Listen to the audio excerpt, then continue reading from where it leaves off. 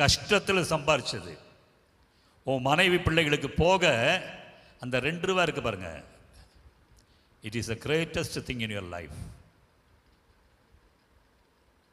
அதை நீ ஏற்ற இடத்துல கொடுக்கும்போது ரொம்ப பிரயோஜனமாக இருக்குன்றார் ஆண்டவர். இதுதான் சத்தியம்.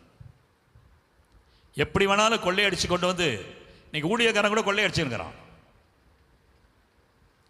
ஏமாற்றுக்காரர்கள். அதனால தான் அவர் முதலே சொல்லிட்டார் மத்தேயு 7:22, அக்கிரம செய்கைக்காரர்களே என்னை விட்டு அகன்று போங்கள்.